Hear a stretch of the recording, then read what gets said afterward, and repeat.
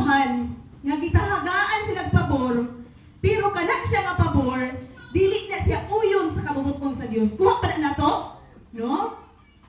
Nga kana ang hatagan kaniya o kana ang agnihon ka ba, no? Nga gitagaan ka na para sa lagun anang sugal. Example lang nako ha.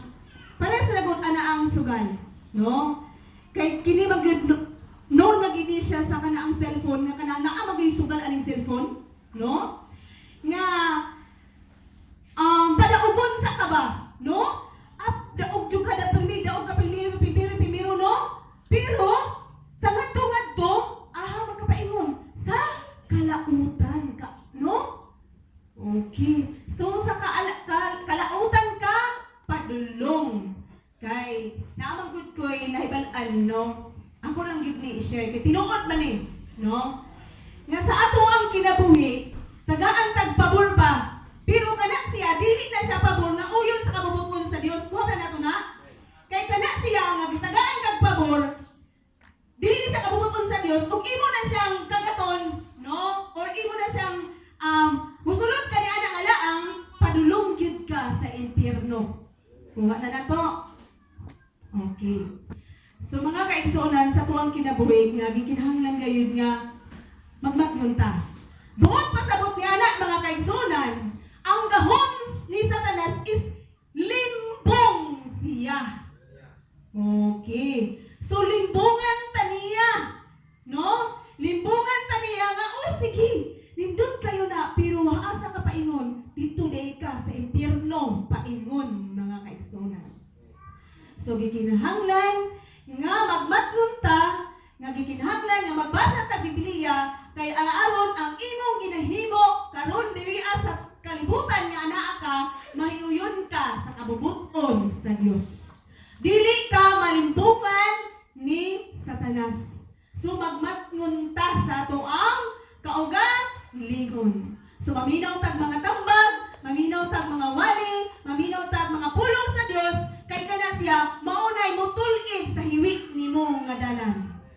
Kuha pa na nato. Okay, mga kaigsunan. So, limbong o kalaglagan ang imuhang atuan kung magpaagni ka sa limbong ni Satanas. Okay. Atong pamatud-an kung ang gahom, no? Naapay gahom o limbong ang gihimo sa yawa. Okay. Diri sa 2 Corinto 11 hangtod sa 14 niingon diri mga kaigsuonan. Okay, itong basahon diri sa Bisaya. Okay. 2 Corinto 11 niingon diri.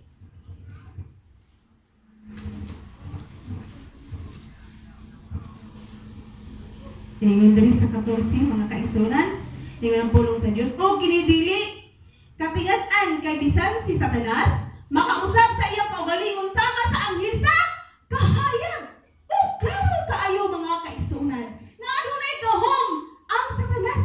Magpaka aron ingnon siya maanghel siya.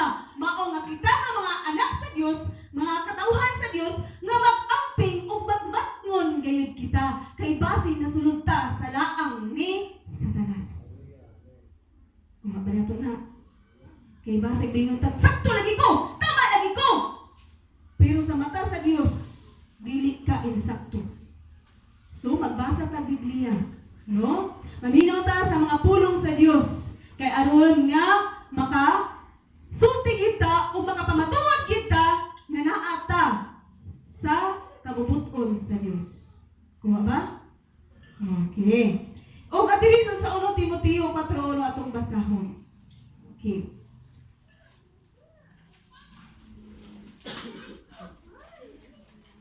Tabang mo Biblia na mo Biblia diha.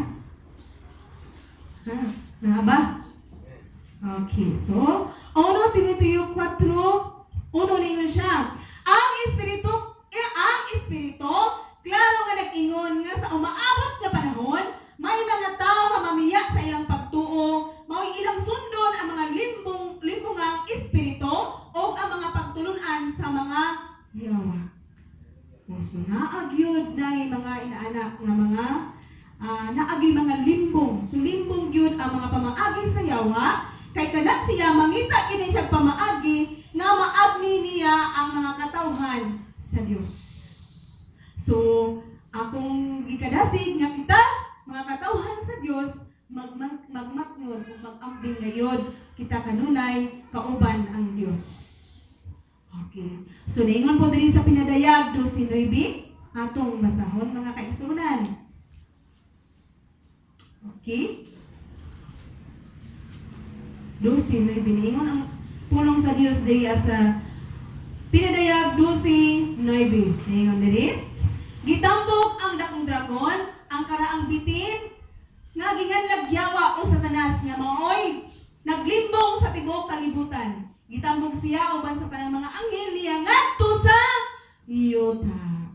Okay, so naa diri si Satanas sa yuta. Subuot pasabot, bisan kita mga anak sa Dios, ang atong espirituhanon nga bahin kung ambit ka sa pagpakasala, kana sila makig-away na sila nga duha, ang maayo ug dili maayo. Kuha ba nato na? Okay. So gikinahanglan gyud nga magmatngon ta mga kaigsunan, no? Kining 2 Corinto 11:14, 1 Timoteo 4:1, o pinadayag 12:9, kini nga mga teksto ha, makita nga si Satanas nagamit og limbong nga mga pamaagi aron sa pagbugos sa mga tao nga maghimo og sala. Okay. So ang Yawa gyud nangitag pamaagi aron ang mga anak sa Dios makasala. No? Nag-ingon nga siya usa ka anghel sa kahayag o nagpalaknag sa mga bakak nga mga pagtulunan. So mga kaigsunan, gikinahanglan sa ato ang kinabuhi gayud nga magmatngon gayud kita, no? Maminaw ta atong kinabuhion, no? Atong batasanon kinabuhion nga naa tay Dios sa ato ang kinabuhi, no? Kay kita nga mga anak sa Dios, nasayod kita nga mas labaw nga gamhanan ang atong buhi nga Dios. Kay mas labaw man siya nga gamhanan sa tuwang kinabuhi, dili gyud nato pasudlon ang Yawa sa tuwang kinabuhi. So dili gyud ta makumit sa pagpakasala, kay ang pagkumit sa pagpakasala mao nay pakig-abin nimo ni Satanas. Wa ba na nato? So mao gyud na ang atong bantayanan. No? Dili ta mag-ingon sa tong kinabuhi nga sakto na kayo ta. Dili ikaw mo'y nagbatarong sa imong kinabuhi ko, ang dili ang Dios mo'y nagbatarong sa imong kinabuhi. So ayo pag i-declare sa imong kinabuhi nga ako'y sakto na gid ko kaayo. No? Kung insakto ka man, pasalamat tay ang buhi nga Dios kay siya mo rin nagbatarong sa imong kinabuhi. Wa ba na nato? Okay. So mga kaigsunan, mao ni ako ang tema karon nga naguluhan kini siya contending with the saints, no? Ang pakig-away sa mga santos, no? Kay once nakakumit ta sa pagpakasala, kana siya ang espirituhanon nato nga bahin kana siya batok, no? Makig-away kita sila, no? So mga kaigsunan mo na nga diri sa Episo 6:12 nag-ingon kung basahon. Episo 6:12. Okay? Ngayon diri ang pulong sa Dios sa 12 niingon. Okay, tama din. Kay wala kita makig-away batok sa dugo o kunod, kundi batok sa mga daotang espirituhanong gahom diha sa kalangitan, sa mga pangulo, sa mga anaa sa gahom ug sa mga daotang gahom nga nagmando nining kalibutan sa kangit-ngit. Okay. So mo bitaw nga mga kaigsunan nga makakumita og sala tungod man gud sa atong espirituhan nga ba ilugon ba, no? Ilugon ni Satanas. Mo gani nga kita nga maglikon gyud, no? Naay mga pagdasig, no? Naadri nakasulod sa balaang kasulatan nga maglikon gyud kita sa atoang pagtuo diha sa atoang buhi nga Dios, no? Kini nga Episo 6:12, kini nga bersikulo first ni siya sa pagpanudlo ni Pablo, no? Katong nanudlo si Pablo nga mahitungod sa mga espirituhanong bahin sa mga katawhan sa Dios, no? Nga nga mga misunod, no? Nga mito nga do na gayoy kitay ang kanang mga magtotoo or mga anak sa Dios nagikinahanglan gayon di ay nga aduna tay sandata. Di ba? Ang sa itong sandata. Ang mga ano niya, armor. Armor. Okay. So kinahanglan nga ang mga anak sa Dios naging siya sandata, no? Kini diri sa Efesos 6:10 hangtod sa 18 kung ato ni siyang basahon, atong may baluan nga naay mga sandata or naay mga hinagiban ang mga kaanakan sa Dios. Kay aron nga dili siya matintal or dili siya makuha sa kaaway, no? Kita din nga mga anak sa Dios, gikinahanglan nga aduna tay hinagiban, no? Aduna tay sandata aron nga ang daotan dili mo daog sa tuang kinabuhi. So, dili mo daog batok sa Dios. Ningon diri sa una, sa number 1, ningon, our battle is spiritual. So, ang atong gubat sa tuang espirituhanon, no? Ang pakigubat sa atong espirituhanon, mo di siya sa Efesos 6:12, no? Basahon pa pala nato unsa oras ron. Okay, so 9:44. So, inyo na siyang basahon, no? Diha sa unya, inigulit ninyo, o itiklop ninyo ang Efesos 6:10 hangtod sa 18. So, naa diha kung unsa ang haning nagiban na atong ang dadon, no? Ato ang or ako naman po lang siyang ipadayon diri sa sunod na pod nga sunod nga Domingo, no? I-discuss po na nako. Okay. So, naibalan na to, nakita mga anak sa Dios na aduna gayud kitay hinagiban. So, aduna gayud kitay sandata sa tuang kinabuhi. Okay. So, ay kadua ningon diri, ranks of evil forces. So, ako ni siyang gidiscuss ang mga pamaagi ni Satanas sa tuang kinabuhi, no? Kay aron nga mabantayan nato. No? So, diri sa 1 Pedro 5:8 atong basahon ingon diri.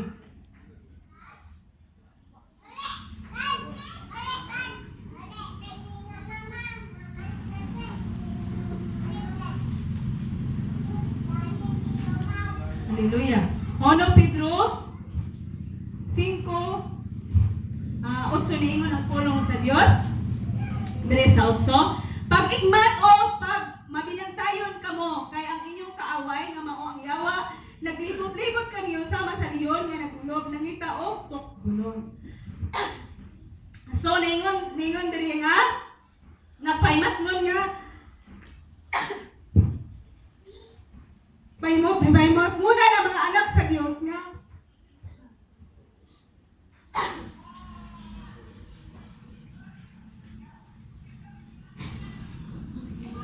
praise God, hallelujah. Ningon diri sa 8 lagi tubig. Pag-igmat o pagpabinantayon kamo. Ayong tubig.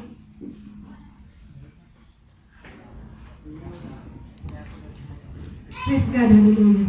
So, gipahimangnuan kita mga kaigsunan nga magbinantayon o mag-igmat kita sa mga buhat sa daotan.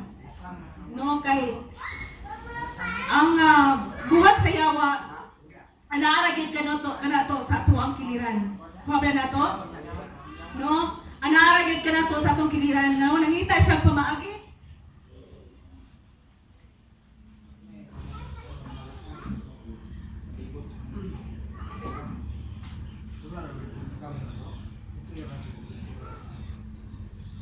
Praise God, hallelujah. So, nangita siyang pamaagi kung unsaon niya pag-agni ang mga anak sa Dios. Ha? Dili ta magkampante. Samtang buhi pa ta, samtang aniya pa ta sa kalibutan. Dili ta magkampante nga dili ta tintalon ni Satanas. Kaya ato hinumduman nga gani si Ginoong Hesus, gitintal siya. So samtang aniya ta sa kalibutan, mga kaigsonan, nga wala pa gani nibalik si Ginoong Hesus. Wala pa nato siya makauban. Aduna gayoy tintal nga himo si Ginoong Hesus nato So mao nga gikinahanglan nga kita naingon diri nga sa 8 nga naingon siya nga mag-igmat o magbinantayon kita. So, mag-igmat ngayon kita o magbinantayon kita sa atuang kinabuhi. Isip kita nga mga tinunan sa Dios. Amen ba? Okay. So, ningon diri, ang Biblia nagtudlo kanato nga adunay usa ka espiritual nga gubat nga mahitabo tali sa Dios ug sa pirsa sa kagawasan.